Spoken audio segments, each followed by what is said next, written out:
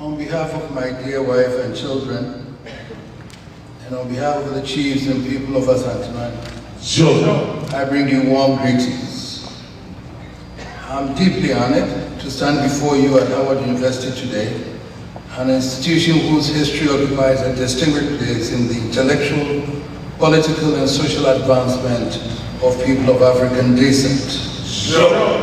I express my sincere appreciation to the Executive Board of the Millennium Excellence Foundation and to the leadership of Howard University for extending this invitation to me and for creating this opportunity for us to reflect together on matters that concern not merely Ghana or Africa, but the wider historical family of African peoples across the world. Howard University is more than an institution at which knowledge is transmitted and academic degrees are awarded. It's an institution of memory, intellectual courage, social responsibility, and service. Since its establishment, it has helped generations of men and women of African descent to demonstrate that education is not simply a pathway towards individual advancement, but also a responsibility towards society. Its commitment to truth and service makes this university an especially appropriate place to consider the relationship among governance, cultural preservation, traditional leadership, and the reconstruction of meaningful bonds between Africa and its diaspora. The theme placed before us is profound because it brings together three subjects that are too often considered separately. Governance concerns the organization of power and responsibility. Culture concerns the meaning a people give to their existence. And the diaspora concerns the survival of identity across geography, displacement, and historical rupture. Yet beneath all these three lies one fundamental question. How does a people organize itself, understand itself, and transmit to future generations an inheritance worthy of preservation?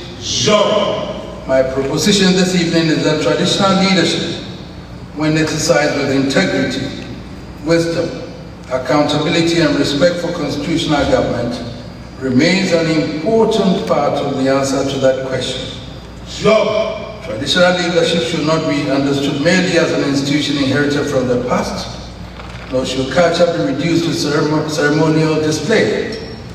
Properly understood, both are living resources that can contribute to good governance, social cohesion, peace building, education, development, cultural confidence, and the renewal of relationship between Africa and the peoples of African descent throughout the world.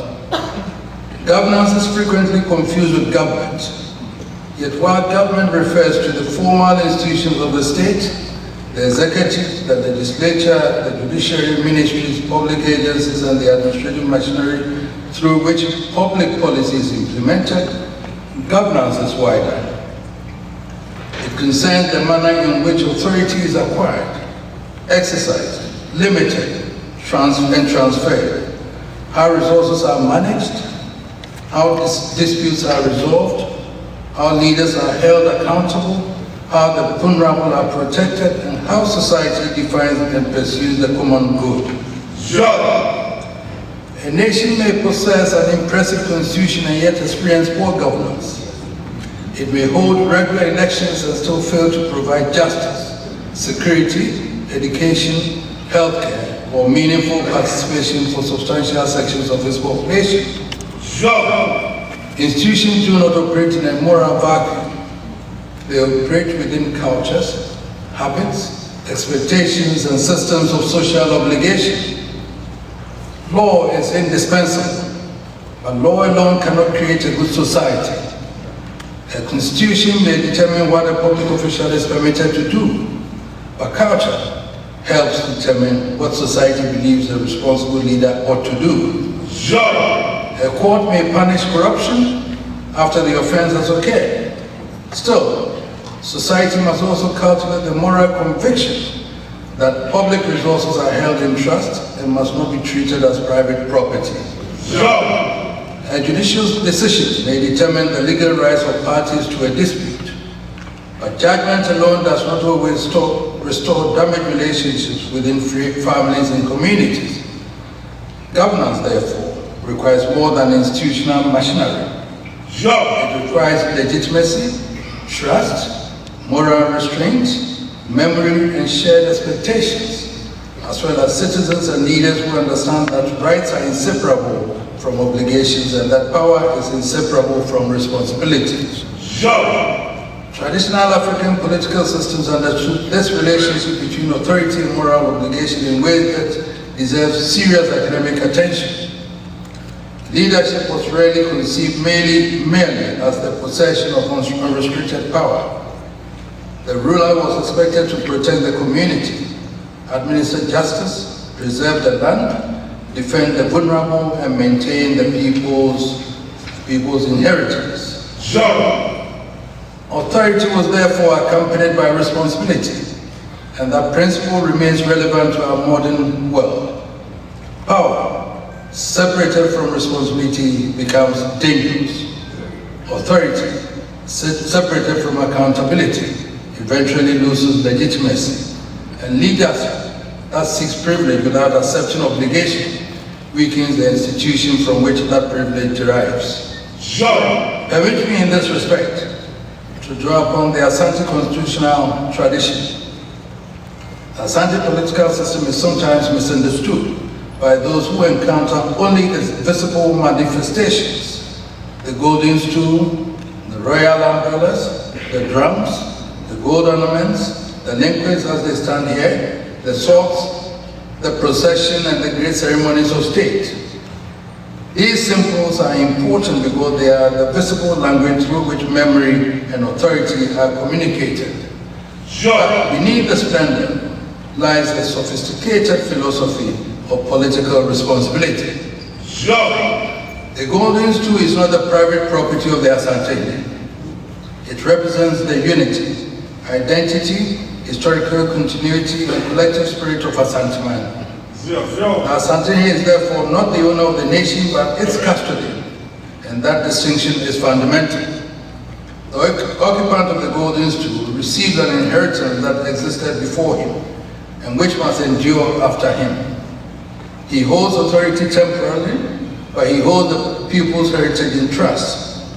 The land, institutions, memories, and moral obligations associated with the stool cannot legitimately be reduced to the personal interest of the individual who occupies it.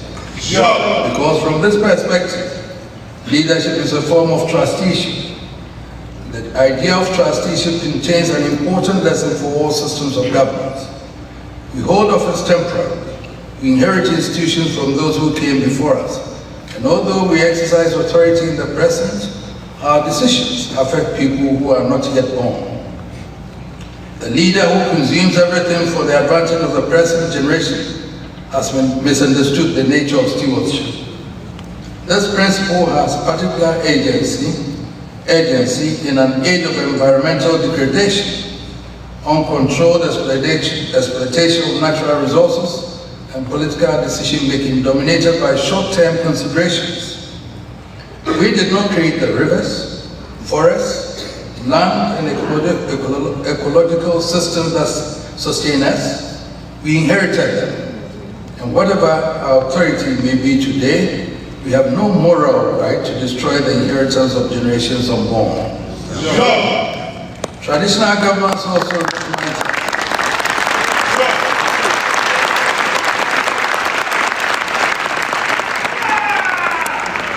Traditional governance also reminds us that legitimate authority requires consultation.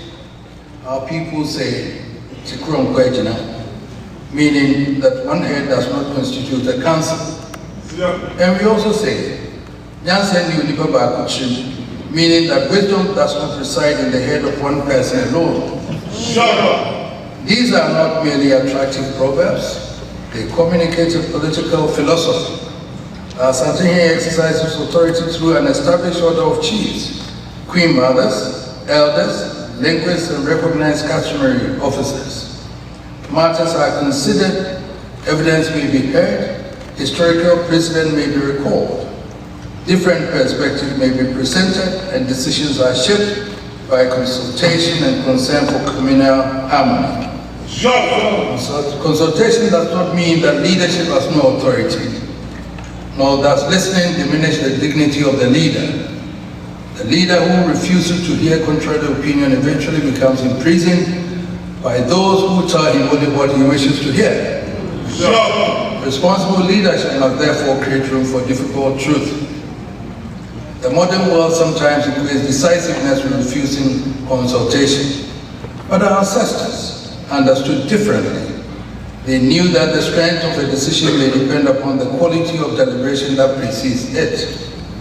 This does not mean that traditional institutions should be romanticized, because no institution, traditional, political, religious, or academic, is beyond criticism or reform. And antiquity alone does not confer moral perfection. Traditional authority must justify its continuing relevance through service. A chief who is concerned only with ceremony, privileges, titles, and public honor gradually diminishes the institution he represents. At the same time, a traditional ruler who listens to his people, protects community resources, promotes education, mediates conflict, assists the vulnerable, and responds to contemporary challenges, strengthens both tradition and society. Traditional leadership in the 21st century cannot therefore be limited to festivals and ceremonial occasions. It must be capable of responding to educational inequality, unemployment, environmental degradation, land disputes, public health emergencies, community conflict, and the anxieties of young people. The palace must remain a guardian of memory, but it must also become a workshop for the future. This requires traditional institutions themselves to accept reform, because tradition must never become a shield behind which injustice, corruption, exploitation, or arbitrary authority are protected. The dignity of women and children must be defended. Young people must be heard. Persons with disabilities must not be marginalized. Community resources must be managed responsibly. Land administration must be transparent. And succession and customary processes must be conducted with integrity. The proper defense of tradition is therefore not an insistence that nothing should ever change, but the capacity to distinguish between enduring principles of an institution and those practices that require reconciliation. A tree survives because its roots hold firmly to the soil, but it also survives because its branches respond to the wind and reach towards the light, and so must our institutions. This brings me to culture. Culture is frequently treated as entertainment, appearing at festivals, tourism events, diplomatic ceremonies, and national celebrations, while being too often absent from serious conversations about development, governance, and the future of society. This is a mistake, because culture is not merely music, dance, clothing, food, and ceremony, important though these are. Culture includes language, morality, historical memory, family organization, spirituality, political philosophy, customary law, artistic knowledge, methods of conflict resolution, environmental understanding, and ideas about what constitutes a good human life. Culture tells the people who they are and provides the intellectual and moral vocabulary through which people understand birth and death, childhood and adulthood, marriage and family, authority and responsibility, suffering and hope. A society that loses confidence in its culture eventually loses confidence in itself. But cultural preservation does not require us to free society at some imagined moment in the past. Culture is not a dead object to be placed behind glass. It is a living inheritance that must be understood, practiced, questioned, renewed, and transmitted. Modernity must not be confused with imitation. Africa should learn from the achievements of other civilizations and adopt useful technologies, scientific discoveries, sound administrative systems, and institutions that improve human life. But participation in the modern world should not require us to abandon our own languages, intellectual traditions, and historical consciousness.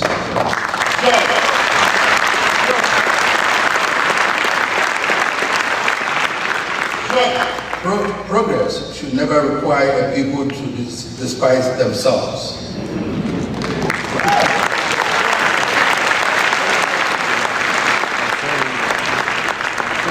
This is why the preservation of African languages deserves urgent attention.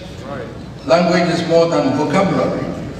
It carries history, humor, philosophy, moral reasoning, and the categories through which a people interprets reality. In our proverbs, appellations, songs, court language, and oral traditions, some ideas cannot always be fully translated into another language. When a language disappears, humanity does not merely lose a method of communication. Humanity loses a distinctive way of understanding the world. We must therefore ask ourselves difficult questions about how many African children can speak the languages of their grandparents fluently.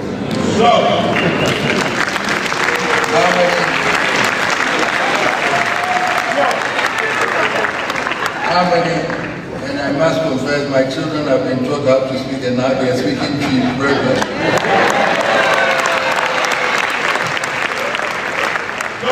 When they were young, they thought they were American and British, but now they know that they are Ghanaians. And then how many understand the histories of their towns and villages and families? How many know the meanings carried by the symbols of their communities? And how many can interpret the proverb that once educated generations in ethics, responsibility, and social conduct? We cannot leave the answers to chance. Cultural preservation must become part of serious educational policy. Universities, traditional authorities, museums, families, churches, community institutions, and governments must work together to document endangered knowledge, record oral histories, preserve archives, and train younger generations to interpret their heritage. Technology must become an ally of cultural preservation. Our generation has tools that those before us could scarcely imagine, allowing voices that once existed only in human memory to be preserved, manuscripts to be digitized, historical photographs to be restored and archived, oral histories to be recorded, and endangered languages to be documented and taught across continents. Preservation must, however, remain ethical, because not every sacred object, ritual, or body or traditional knowledge is intended for unrestricted circulation.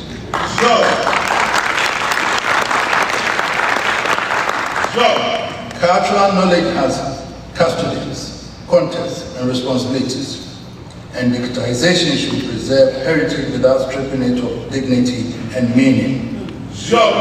It is within this discussion of history and identity that we must confront the experience of the global African diaspora. Diaspora emerged through several historical processes. Some Africans left the continent voluntarily in pursuit of education, commerce, employment, and opportunity. In contrast, millions of others were forcibly removed through systems of enslavement that inflicted immeasurable suffering upon Africa and its descendants. The transatlantic slave trade separated families, disrupted societies, and transported generations of African men, women, and children into systems that sought not only their labor but their humanity. The consequences of that history did not disappear with the abolition of slavery. They remain visible in questions of race, inequality, economic exclusion, cultural displacement, and the continuing struggle for equal citizenship and dignity. Yet the history of the African diaspora cannot be written only as a history of victimhood, because it is also a history of survival, resistance, political courage, scientific innovation, and cultural creativity. Those who crossed the Atlantic under conditions of extreme violence carried more than their bodies. They carried memory, spirituality, rhythm, agricultural knowledge, artistic traditions, and ideas about family and community. Under conditions designed to raise them, they recreated themselves. And across Americas, the Caribbean, Europe, and elsewhere, African-descended communities transformed societies that had often denied them equality. The diaspora gave the world physicians, scientists, judges, political leaders, intellectuals, artists, educators, freedom fighters, entrepreneurs, and builders of institutions. It participated in movements against slavery, colonialism, segregation, apartheid, and racial injustice, supported struggles for African independence, and helped turn the liberation of Africa into global cause. Africa and its diaspora, therefore, owe one another a depth of recognition, and the relationship cannot be understood as one in which Africa provides ancestral identity while the diaspora provides financial resources. That would be an impoverished interpretation. That would be an impoverished interpretation of a profound historical relationship. We are participants in one long historical conversation. Ghana has played an important role in efforts to rebuild these relationships, and initiatives such as the Year of Return and Beyond the Return have encouraged people of African descent to visit Ghana and reconnect with the continent. These initiatives have been valuable, but the relationship must now move beyond ceremonial homecoming. A photograph at the historic site does not by itself create belonging.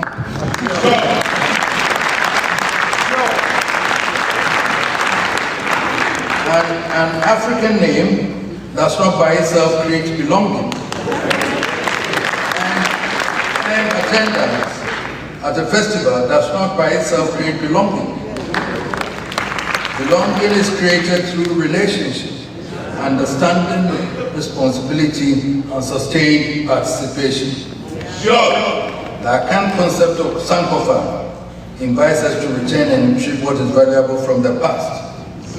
But Sankofa does not ask us to remain permanently facing backwards. We recover memory to move into the future with greater wisdom. And the next phase of African diaspora relations must therefore move from symbolic return towards substantive partnership.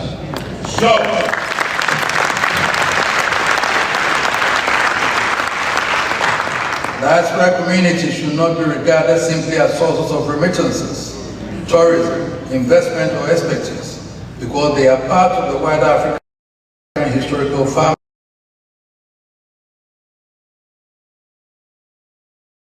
Wider African historical family.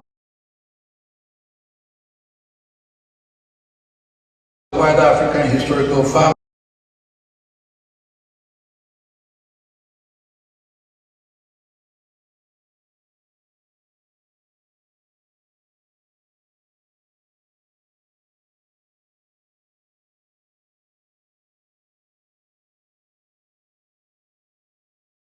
Many political traditions and experiences.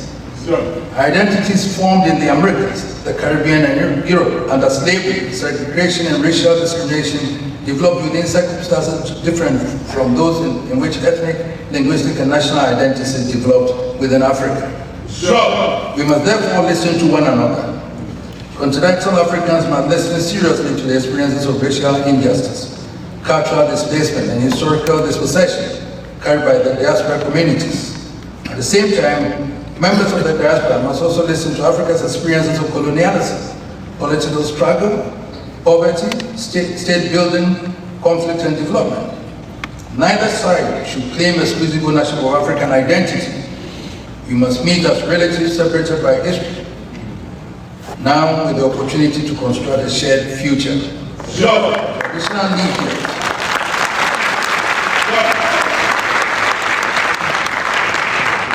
Traditional leadership can contribute significantly to this process because traditional institutions carry historical continuity in ways that governments cannot always provide. Governments can create diplomatic frameworks, immigration systems, investment policies, and legal structures, while traditional institutions can provide cultural interpretation, community entry, historical context, and a sense of belonging. The responsibility must, however, be exercised with integrity. The reconnection of the African family must never become a marketplace in which belonging is sold. Traditional titles must not become commercial rewards. Historical claims must not be invented to satisfy emotional expectations. And sacred institutions should not be trivialized for tourism or spectacle.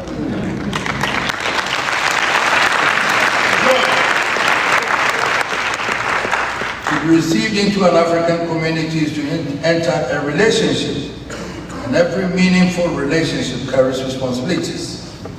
If the diaspora is to reconnect meaningfully with Africa, then reconnection should contribute to education, cultural preservation, enterprise, community development, scholarship, and mutual understanding.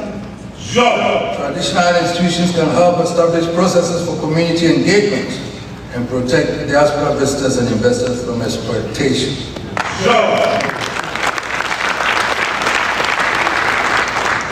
So, traditional leaders must also protect local communities from arrangements that disregard their rights and livelihoods.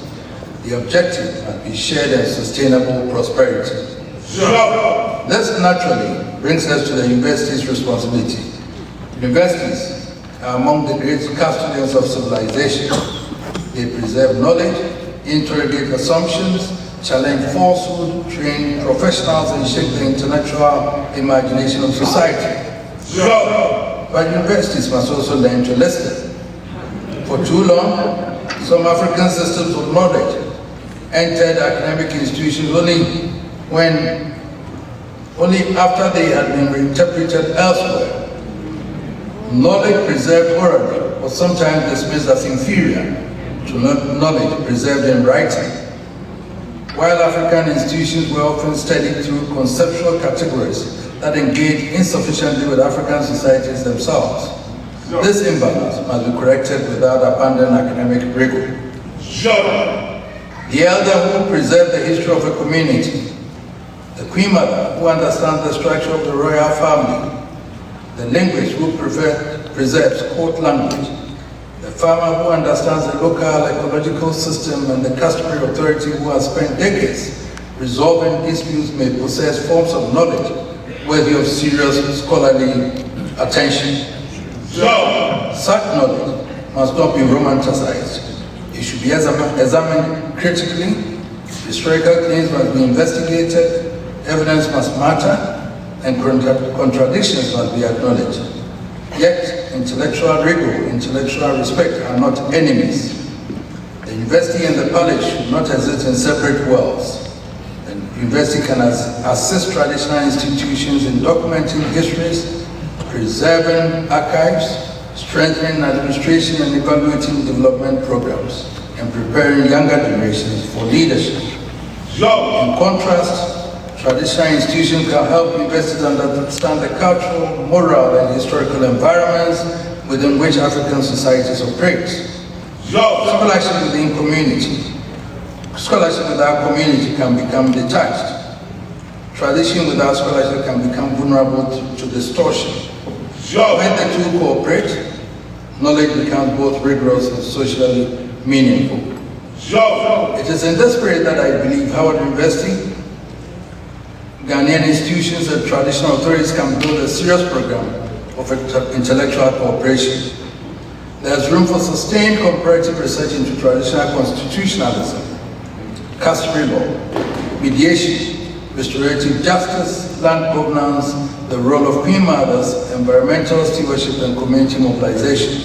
There is room for a major program of digital heritage preservation that connects archives, oral histories, royal records, manuscripts, and endangered cultural knowledge. There is room for student and faculty exchanges in which young people encounter African societies and diaspora communities not merely as visitors, but as learners and contributors. There is room for professional partnerships that link physicians, lawyers, engineers, academics, artists, historians, entrepreneurs, and community leaders across the African world. And there's also room for an enduring Howard-Manshia dialogue, through which scholars and traditional leaders might examine the most important questions confronting governance, culture, and African diaspora relations.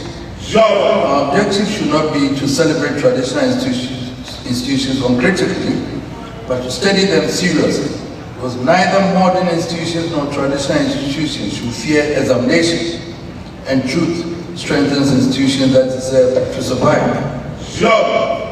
I wish to finally address the young people present here, and through you, young people throughout the African world.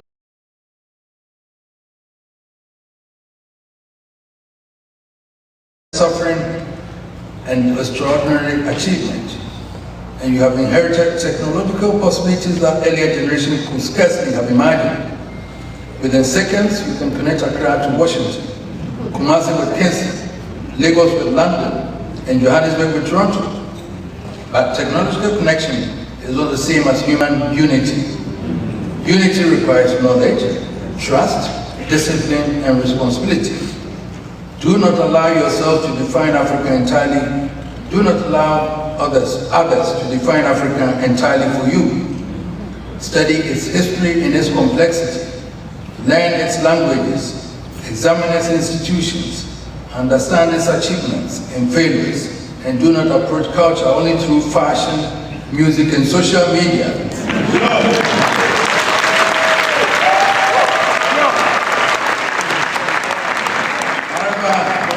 However valuable these expressions may be, heritage requires deeper engagement. At the same time, you should not accept every inherited practice without question. Yes, because respect for tradition does not require intellectual silence. Ask questions, investigate claims, challenge injustice, preserve what is valuable, correct what must be corrected, and not add to the inheritance through your own creativity. The future of African culture will not be secured by elders alone. Be secured when young people discover when they inherit within their inheritance intellectual and moral resources that help them confront the problems of their own generation. You are not required to choose between being modern and being African. You may be a scientist, physician, engineer, lawyer, whatever, scholar of the highest international standing, and remain deeply grounded in the cultural inheritance from which you emerged. Indeed, the greatest contribution Africa can make to the world will not come from imitating others perfectly, but from participating confidently in global civilization by contributing knowledge, institutional values, and creativity that arise from our own historical experience. Distinguished ladies and gentlemen, perhaps what we ultimately require is a new conception of global African responsibility. National citizenship will remain important. A Ghanaian remains a Ghanaian. An African American remains American. A Jamaican remains Jamaican. And a Brazilian of African descent remains Brazilian.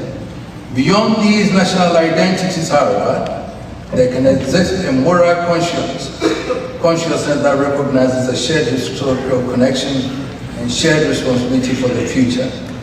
That responsibility includes preserving memory, strengthening education, opposing racism, expanding opportunity, developing African institutions, promoting ethical investment, supporting scholarships, and defending human dignity wherever it is threatened. Such unity must never become hostility towards others. The suffering contained within African history should not teach us hatred. It should teach us justice. Our historical experience should make us defenders of dignity, not only for Africans, but for humanity. The relationship between Ghana, Africa, and the global African diaspora must therefore be founded on more than ancestry alone. Ancestry tells us that we are connected, while responsibility tells us that we must do with that connection, what we must do with that connection.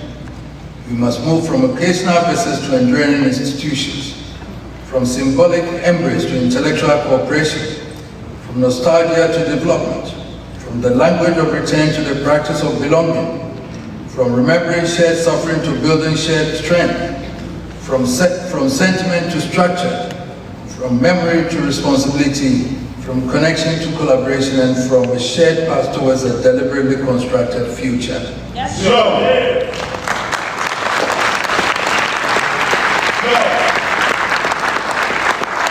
There is an account proverb which says, "Diakrojin frama ebu," meaning that when a single tree stands alone against the storm, it may fall. The strength of the forest lies not in the isolation of its trees, but in the relationship among them. Their trunks may stand separately, and their branches may grow in different directions, but beneath the soil, their roots strengthen the same earth. So it is with the global African family. Our nations are different, our histories have followed different paths, our cultures have developed into different circumstances, and our experiences are not identical. So features can be strengthened through deliberate cooperation. There's another proverb. In Sabakun Katek Nyamieni, meaning that one hand cannot lift a heavy load. The work before us is too great for one nation, one university, one government, and one traditional institution or one generation. Africa cannot undertake it without its diaspora. The diaspora cannot undertake it without meaningful engagement with Africa. Traditional leadership cannot undertake it without scholars and young people. Universities cannot undertake it without communities. And governments alone cannot undertake it without the confidence and participation of the citizens. We must therefore live the load together, preserving culture not because we are afraid of the future, but because the people who understand themselves can enter the future with confidence.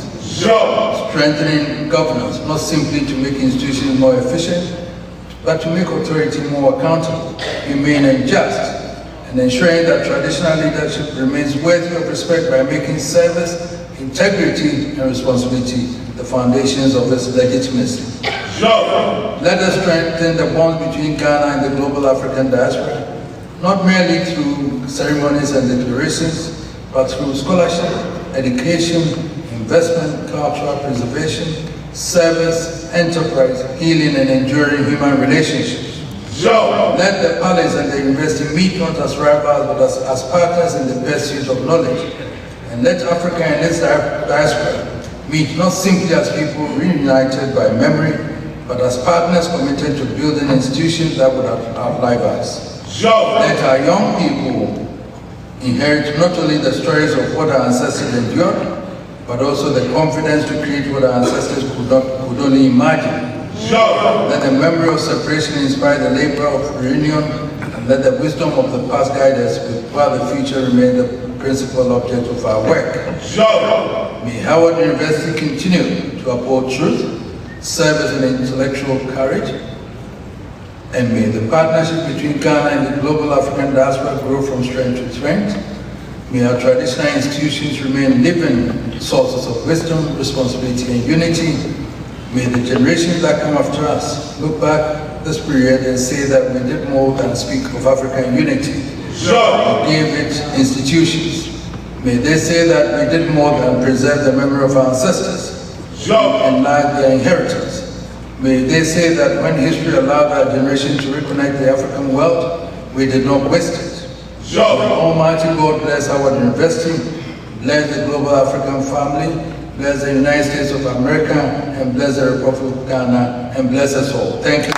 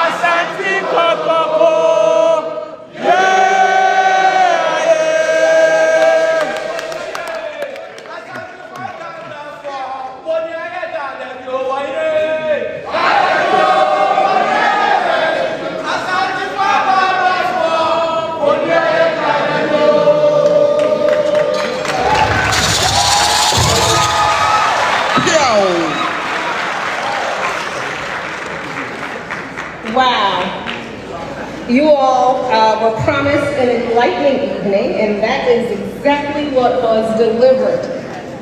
Your Majesty,